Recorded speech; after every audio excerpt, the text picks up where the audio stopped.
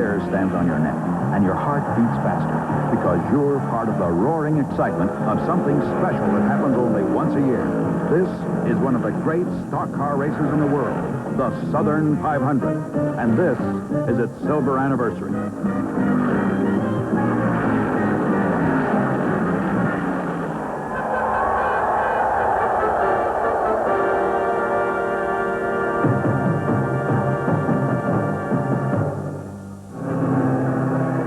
Noon approaches, the race cars come to the starting line on the main straightaway. Some of the greatest drivers in the world will race this afternoon. Bobby Allison chats with television's Lyle Waggoner. Allison has 2 Southern 500 victories. Only one other active driver, Cale Yarborough, can say that. Cale fights down pre-race nerves. Darrell Waltrip, a promising young driver, keeps the morning sun off his head. Sergeant Charlie Glotzbach, a veteran who likes to run in front. Richard Petty, king of the stockers. He has more career victories than the next 2 drivers combined. Buddy Baker, he won this race 5 years ago and wants to do it again. The drivers are moving to their cars. Dave Pearson enters through the window. The doors of all cars are welded shut for safety. Temperature in the car often reaches 140 degrees. Pearson checks the drinking water. Further back in the field, number 52, driven by Earl Ross, teammate of Cale Yarborough. Ross, a Canadian, is a promising rookie. Then, the climax of a weekend of waiting.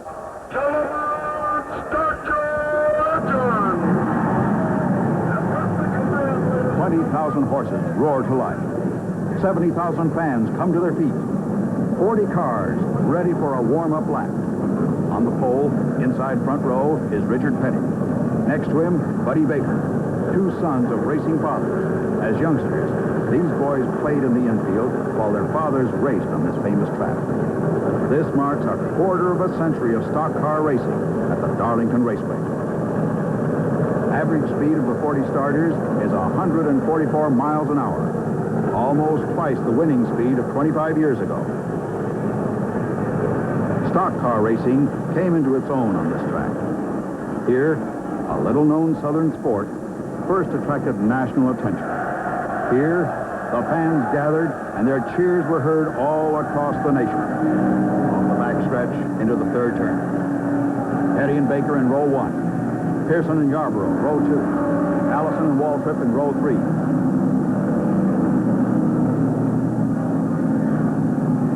Rounding the 4th turn and heading for the main straightaway and the green flag. 367 laps lie ahead.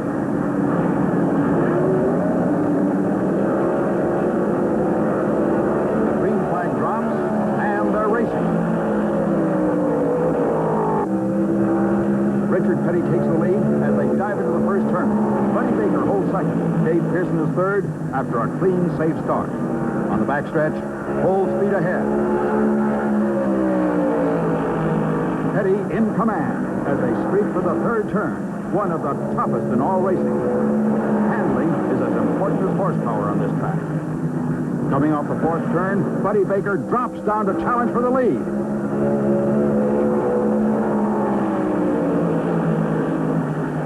And Baker takes 1st place without a fight. The 500-mile race, and Petty knows he can't win it on the 2nd lap. The Darlington Raceway is 1 mile and 3/8 of slippery asphalt. Most of the drivers say it's 1.5 lanes wide, and it's the half lane they worry about. Every vantage point of the infield is filled with fans, while those in the grandstands still haven't settled back in their seats. Baker leads, Petty is 2nd, followed by Pearson and Yarborough. Pearson's in position to move. There goes Pearson, and again, Petty doesn't fight for the spot. Petty is stock car racing's most successful driver, with more than 160 career victories. He knows what he's doing. Pearson is 2nd ranked with 84 wins. Both Pearson and Petty have earned more than $1 million behind the wheel of a stock car. Buddy Baker, the leader, is one of racing's hard luck chargers. He has the skill, the courage, and 1 Southern 500 victory. But there's a lot of wrecked and broken machinery in his record book. Only Pearson tries to keep Baker honest. Petty is third, followed by Yarborough, Bobby Allison, and Darrell Waltrip.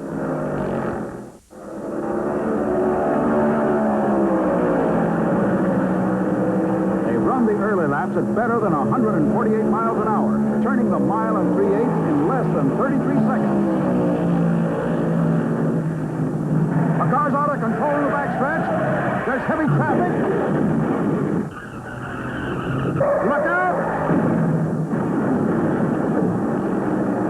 Jerry Hansen in number 73 Chevy spins into the wall and bounces off into the path of Roy Main. Main's out of his car and seems to be okay. Hansen is trapped as the yellow flag warns all drivers to slow down. NASCAR insists on roll bars around every driver with extra reinforcement in the driver's side door.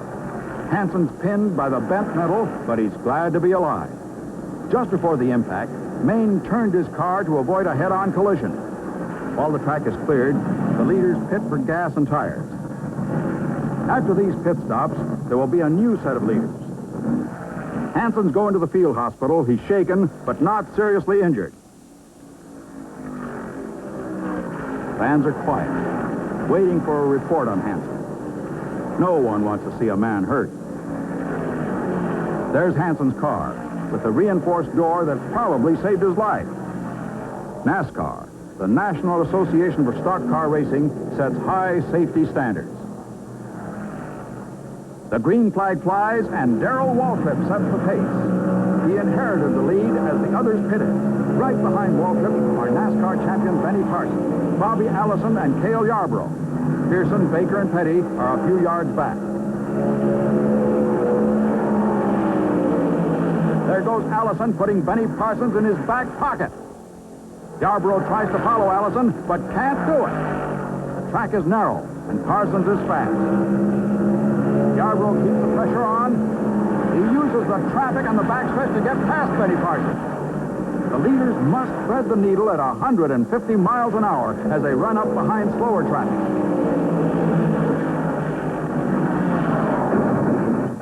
Richard Petty slams the wall. Petty was trying to pass a slower car when he was pinched against the guardrail.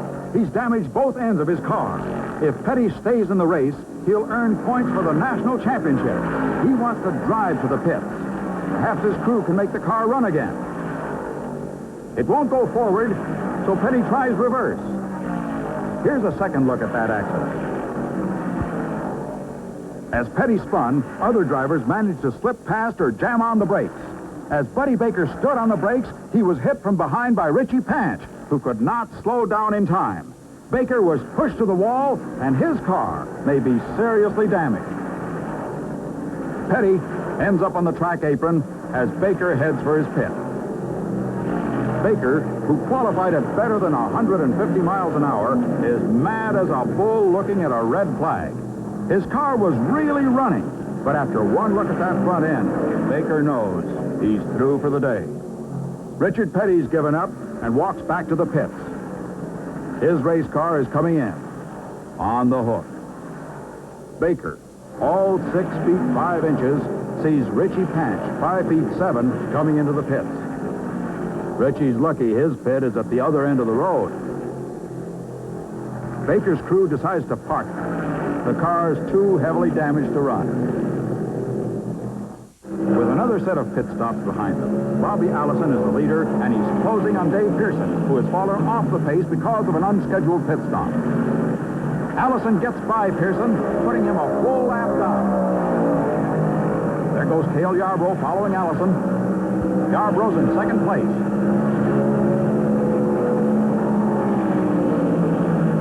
Allison, the leader, and Yarborough right behind him are both battling for a third Southern 500 victory. Only 2 other men, both retired, have won this race 3 times. They're flying down the backstretch, passing Richie Panch with Bobby Allison in number 1 spot. Oh, a car's in trouble right in front of Allison. Allison hits Panch and the wall. Cale Yarborough spins completely around and ends up on the apron without touching anything. All 3 cars are able to keep moving. These racing stock cars are built like bank vaults. The yellow flag slows the field. Allison keeps running, although his front end is badly damaged. Another look might explain what happened. As the leaders reached the third turn, an engine blew in Bob Burcham's car. Panch was low on the track between Allison and Yarborough. Allison came down out of the high groove, hit Panch, and rebounded against the guardrail. Yarborough, in number 11, spun in a full circle, but didn't touch anything. It was a wild 140-mile-an-hour spin for Yarborough, but his car's not damaged.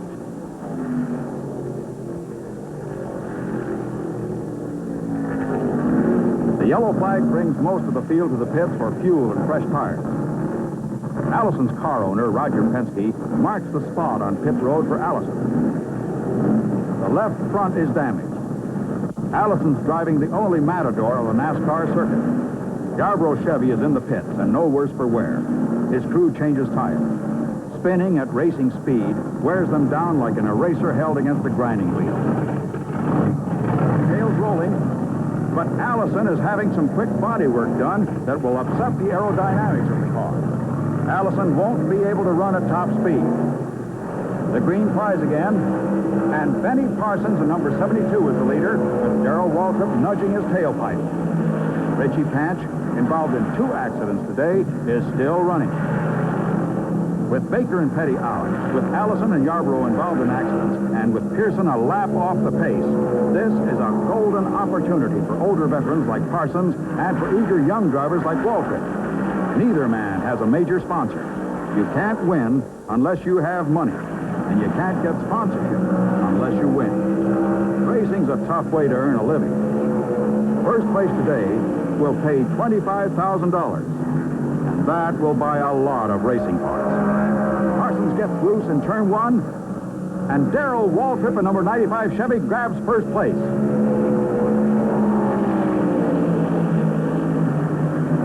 Darrell begins to stretch the lead, and there's no greater thrill than coming past the grandstands in the number 1 spot.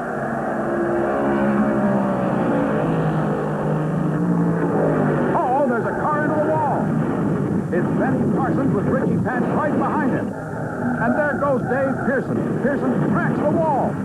Panch continues on, while Benny Parsons stops in the infield. Pearson really stuffed it into the wall, turning a fine-tuned racing machine into spare parts and scrap metal. The yellow flag slows all cars. Pearson's crew looks down into the 4th turn, hoping their driver will come around, but realizing he's overdue. Benny Parsons is out of his car. He's safe, and so is Dave Pearson. Here's another look at that near disaster. Benny Parsons blew an engine and almost got out of the racetrack. Richie Panch was right behind him, and Pearson was low on the track with his brakes locked. Panch slowed down to keep from running over Parsons, but Dave Pearson came up the bank to slam into Panch. Pearson went down the bank, and then apparently out of control, turned right into the wall. Again, Panch was in the wrong place at the wrong time. Although Panch has been in 3 accidents, his crew is trying to get him back into the race. His tires were cut, but the car is still able to run. There's Pearson. In 14 years of trying, Pearson's never won a Southern 500. He has 5 victories in the Rebel race run each spring. The new leader is Charlie Glotzback in number 90, a hard-running veteran. Waltrip is second. Less than half the field is still racing. Baker, Petty, Allison, and Pearson are gone. Yarborough is in 3rd place. He's still a threat. Waltrip in number 95 is fighting off a challenge by Yarborough in number 11. Waltrip is not going to be a pushover. He knows the only way to make a reputation in stock car racing is to run head-to-head against established drivers like Yarborough.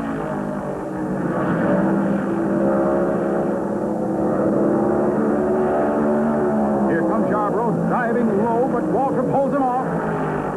If Yarborough wants to run in front, he's going to have to earn it. And if he gets past Waltrip, he's got Charlie Glotzback to fight. Yarborough puts Jim Vandiver behind him. Vandiver is 2 laps down on the front runner.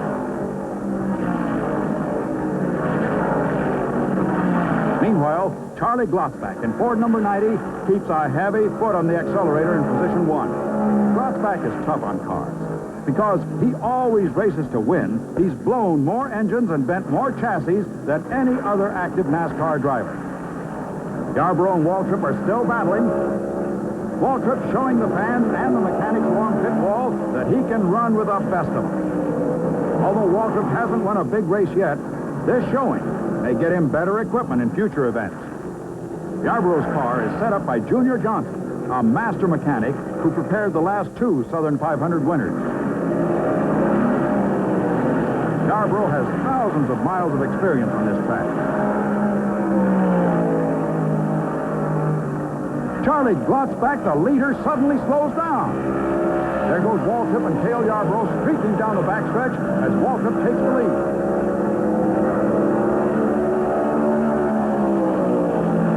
Glotzback is heading for the pits. There's no smoke or other signs of engine failure. Yarborough and Waltrip are really fighting for it. If Yarborough's faster, he's going to have to prove it. And prove it he does, passing in the tricky third turn where Yarborough's experience pays off. Yarborough takes the lead. Glotzback has fuel and fresh tires, but tells his crew the car isn't handling. A quick inspection shows nothing, and Glotzback goes back into the fight. He drops to 4th position. David Sisko in 05 takes 3rd position behind Waltrip. Earl Ross loses it in the 3rd turn and ends up by the side of the road. That 3rd turn was too much for this promising rookie, who's made an excellent start in NASCAR. Junior Johnson, builder of the Carling cars, has seen everything. 1 car out of the race, 1 car leading. But he won't count first-place money until the checkered flag drops. Yarborough is running smooth, trying to stay out of trouble. Jim Vandiver is on the apron with smoke coming out of the driver's side window. Vandiver makes one of the most expensive pit stops in history, handling his machine like a Dodgem car at a fairground. Apparently, Vandiver was blinded by engine fumes and parked it by the Braille system. He'll get $1,800 for 15th position, and most of it will go for bodywork. He's not hurt. Charlie Glotzback spins on the 3rd turn and comes to a stop on the track apron. Charlie knew something was wrong with his car, but he drove it as hard as he could, as long as he could. That's typical Glotzback style. He's getting out of the car, unhurt. During the brief slowdown, Yarborough pits for fuel and tires. The Carling crew, one of the best in racing, pounce on the car. Working with trained precision, they change 2 outside tires, fill the 20-gallon tank, wipe the windshield, and send their driver on his way, all in less than 18 seconds. Unless there's an emergency, this is Yarborough's last pit stop. Richie Panch out of his car. Talks with his dad, Marvin, a retired race driver. Richie, involved in 3 separate crashes, won't ever forget the 25th Southern 500. Yarborough has 3 laps to go. Only 12 cars are still running, a record low for the Southern 500. 25 years ago, when racing began at this track, 70 or more cars would start in a wild melee of dust and smoke. But then, they ran 75 miles an hour. Now, Yarborough is turning laps at better than 147. In 2nd position is Darrell Waltrip, who took advantage of Cale's pit stop to get back into the same lap as the leader. If Yarborough can keep it running for another 60 seconds and nobody spins or crashes in front of him, he'll win a rare place in the record book. Only Herb Thomas and Buck Baker have 3 Southern 500 victories to their credit. Next time past his pits, Cale will get the white flag, meaning 1 more lap to race. The entire Carling crew, including owner Junior Johnson and crew chief Herb Nabb, are holding their breath. A year ago, Junior and Herb teamed with Cale for a victory here. 2 years ago, they were the mechanics on Bobby Allison's winning car. Yarborough Chevy is running like a watch. even though he nearly hung it on the wall hundreds of miles ago when he spun to avoid Allison and Panch on the third turn. This track has been good to Yarborough, but he'd probably agree with Bobby Allison, who said, "You never can figure it out.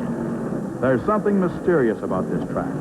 One time it's good to you, other times it's like your mother whipping you." The checkered flag waves as Cale Yarborough wins the 25th running of the Southern 500. Junior Johnson, Herb Nabb, and the Carling crew have been hoping for victory since Glottbach looped and parked on the apron. Still, you never know until your car goes under the checker. The checkered flag stops the race as Yarborough turns towards victory lane and a $25,000 first place check. First place money is equal to the entire payout in the first Southern 500.